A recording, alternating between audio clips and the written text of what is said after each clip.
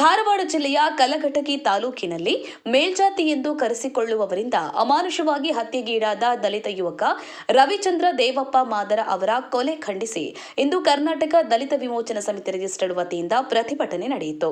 ಅನ್ಯಾಯದ ವಿರುದ್ಧ ಆಕ್ರೋಶ ವ್ಯಕ್ತಪಡಿಸಿದ ಪ್ರತಿಭಟನಾಕಾರರು ಕಲಘಟಗಿ ತಹಶೀಲ್ದಾರ್ ಅವರನ್ನ ಭೇಟಿಯಾಗಿ ಅವರ ಮುಖಾಂತರ ನ್ಯಾಯಕ್ಕೆ ಆಗ್ರಹಿಸಿ ಮುಖ್ಯಮಂತ್ರಿಗಳಿಗೆ ಮನವಿ ಸಲ್ಲಿಸಿದರು. ಈ ಸಂದರ್ಭದಲ್ಲಿ ಅಧ್ಯಕ್ಷರಾದ ರಮೇಶ ಹರಿಜನ, ಉಪಾಧ್ಯಕ್ಷರಾದ ಯಲ್ಲಪ್ಪ ಮಾದರ, ತಾಲೂಕು ಪ್ರಧಾನ ಕಾರ್ಯದರ್ಶಿ ಮಲತೇಶನ ಮೇಲಿನಮನಿ, ತಾಲೂಕು ಸಂಚಾಲಕರಾದ ಫಕ್ಕೀರೇಶ ಮಾದರ, ಖಜಾಂಚಿ ರವಿ ಮಾದರ ಹಾಗೂ ಜಿಲ್ಲಾ ಸಂಚಾಲಕರಾದ ಮೈಲಾರಿ ಹೊಸಮನಿ, ಕರ್ನಾಟಕ ದಲಿತ ವಿಮೋಚನಾ ಸಮಿತಿಯ ಎಲ್ಲ ಸದಸ್ಯರು ಮತ್ತಿತರರು ಉಪಸ್ಥಿತರಿದ್ದರು. ಮೈಲಾರಪ್ಪ ಹೊಸಮನಿ, ಕಲಘಟಗಿ. ಜೈ ಭೀಮ್ ನ್ಯೂಸ್ 24x7 ಇದು ಬಹುಜನರ ನ್ಯಾಯಕ್ಕಾಗಿ.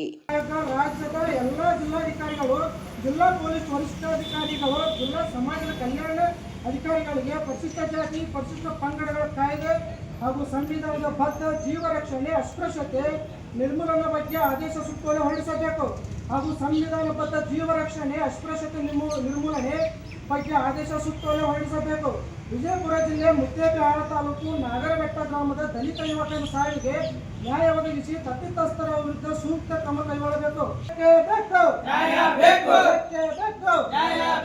ಬಿಜಾಪುರ ಜಿಲ್ಲಾಡಳಿತಕ್ಕೆ ವಿಜಯಪುರ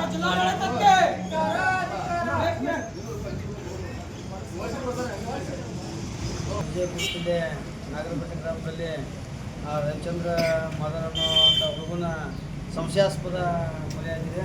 ಅದನ್ನು ಖಂಡಿಸಿ ಆ ತಪ್ಪಿತಸ್ಥರ ಮೇಲೆ ಅವರಿಗೆ ಒಂದು ಸೂಕ್ತ ಕಾನೂನು ಕ್ರಮ ಜರುಗಿಸಬೇಕು ಮತ್ತು ಈ ರೀತಿ ಪ್ರಕರಣಗಳು ಆಗದಂತೆ ಜಿಲ್ಲಾಧಿಕಾರಿಗಳಿಗೂ ಜಿಲ್ಲಾ ವರಿಷ್ಠಾಧಿಕಾರಿಗಳಿಗೂ ಪೊಲೀಸ್ ವರಿಷ್ಠಾಧಿಕಾರಿಗಳಿಗೂ ಹಾಗೂ ಸಮಾಜ ಕಲ್ಯಾಣ ಇಲಾಖೆ ಅಧಿಕಾರಿಗಳು ಸಹಿತ ಸರ್ಕಾರ ಸೂಕ್ತ ನಿರ್ದೇಶನಗಳನ್ನು ಸುತ್ತೋಲೆಗಳನ್ನು ಹೊರಡಿಸಬೇಕಂತ ಏನು ಮನವಿಯನ್ನು ಕೊಟ್ಟಿದ್ದೀವಿ. ಇದನ್ನು ಮಾನ್ಯ ಮುಖ್ಯಮಂತ್ರಿಗಳ ಪರವಾಗಿ ಸ್ವೀಕರಿಸಿ ಹಿಂದೆ ಇದನ್ನು ತಮ್ಮ ಬೇಡಿಕೆಯ ಕುರಿತು ಸರ್ಕಾರಕ್ಕೆ ಕಳಿಸ್ತೀನಿ ಅಂತೇಳಿ ತಮ್ಮ ಮನವಿಯನ್ನು ಸ್ವೀಕರಿಸ್ತಾ ಇದ್ದೀವಿ.